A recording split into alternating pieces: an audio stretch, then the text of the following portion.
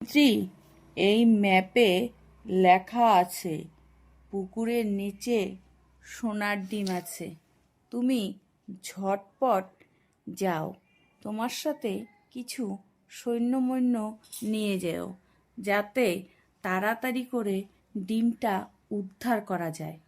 আর ডিমটা উদ্ধার করতে পারলেই, মানে সোনার ডিমটা উদ্ধার করতে পারলেই ডায়ে বায়ে না তাকিয়ে আমার কাছে নিয়ে আসবে।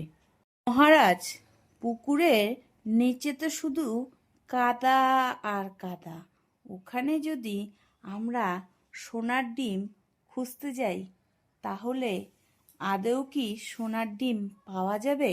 আর যদি সোনার ডিম না পাওয়া যায়, বেকার বেকার আমাদের সাদা জামা কাপড়গুলো কালো হয়ে যাবে, মানে কাদাতে কালো হয়ে যাবে। বুঝলে মহারাজ? আপনি পুকুরে সোনার ডিম না খুঁজে বরঞ্চ তো মাছগুলোকে নিয়ে একটু গবেষণা করুন, তাহলেই দেখবেন মাছগুলোর থেকেই সোনার ডিম পাবেন। বেকার সোনার ডিমের পিছনে না ছুটে মাছগুলোর মধ্যে একটু যদি ভালো মতন আর কি গবেষণা করা যায়, তাহলে কিন্তু ওটাই অনেক। কি বলছিস খোকা? তোর কথার আমি মানেই বুঝতে পারছি না। মাছ আবার সোনার ডিম দেয় নাকি? এসব গল্প তোরা কার সাথে কি করছিস আমি বুঝতে পারছি না। আমি তোদেরকে বলছি যে, মন্ত্রী, তুই গিয়ে পুকুরের মধ্যে গিয়ে খোঁজ, সোনার ডিম পেয়ে যাবি। আর তোরা বলছিস মাছকে গবেষণা করতে। হ্যাঁ মহারাজ, আমার মাথা ঠিক আছে, আমি ঠিকই বলছি। আমি যেটা বলি ওটা একদম ঠিক বলি। আপনি পুকুরের মাছগুলোকে ভাত খাওয়ান, দেখবেন মাছগুলো থেকে অনেক বাবলস বের হবে। বুঝলেন মহারাজ? সেগুলো আমাদের অনেক কাজে লাগবে। আপনি আমার কথা বিশ্বাস যখন হচ্ছে না, তাহলে আপনি নিজেই। এই খোকা, মাছ কি আবার সাবান নাকি যে মাছের থেকে বাবলস বের হবে? মাছ তো শুধু গুরু গুরু করে, এদিক থেকে ওদিকে যায়, ওদিক থেকে এদিকে আসে। তুই কি যে তখন থেকে মহারাজকে বোকা বোকা কথা বলে যাচ্ছিস, আমি কিন্তু তোর কথার মধ্যে কোনো কথাই মানে বুঝছি না। ও হয় মন্ত্রী, এত কথা বলো না তো। খোকাকে কাজ করতে দাও, ওর বুদ্ধি মতন ও কাজ করুক।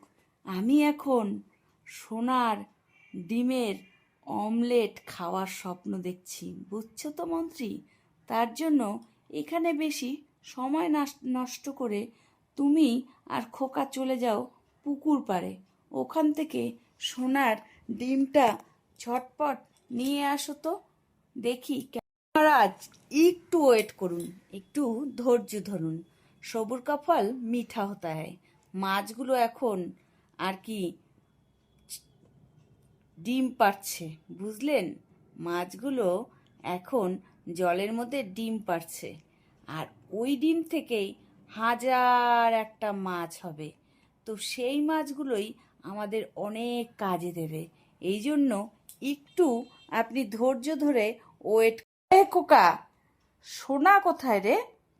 এটা তো শুধু মাছের ঝোল, আমি তো এর মধ্যে কোনো সোনা দেখতে পাচ্ছি না। তুই আমাকে যে বললি সবুর কা ফল মিঠা হতা হয়, একটু ওয়েট করো, আর এখানে তুই আমাকে মাছের ঝোল এনে দিলি, আমি তো সোনা পেলাম না। তাহলে তুই কি আমাকে উল্লু বানাচ্ছিস? আমি কি অতই বোকা? তুই কি আমাকে। মহারাজ, কথা না বলে ভালো করে খান। এই মাছটি খেলেই তো আপনার মাথায় সোনার মতো বুদ্ধি হবে, বুঝতে পারছেন? আর তাহলে আর আপনার সোনার ডিম খুঁজতে হবে না, আপনার মাথায়ই গুপ্তধন তৈরি হবে। বুঝলেন তো মহারাজ? আমি আপনাকে কেমন মাছের ঝোল খাওয়ালাম যে আপনার সোনার মতন বুদ্ধি বুদ্ধি থাকলে আপনি আরও ঘরে বসে মোবাইলে গেম জিতে অনেক টাকা ইনকাম করতে পারবেন। ওটাই তো আসল সোনা, বুঝলেন তো? বুদ্ধি থাকলে আপনি কিন্তু দিনের পর দিন অনেক টাকা এই মোবাইল থেকে গেম খেলে জিতে নিতে পারবেন। তার জন্যই আপনাকে বলা হয়েছে আপনি মোবাইলের গেমটা খেলুন আর অনেক টাকা জিতুন। তুই তো অনেক ইন্টেলিজেন্ট, এখন থেকে ঠিক বলেছিস। আমি সোনার বদলে মাছের মাথা খাবো, তাহলে আমার অনেক বুদ্ধি হবে আর আমি অনেক টাকা ইনকাম করতে পারবো গেম খেলে। সেই টাকা দিয়ে আমি প্রচুর প্রচুর সোনা কিনবো। তুই এত বুদ্ধি কি করে রাখিস মাথায় রে খোকা, আমাকে একটু বলবি?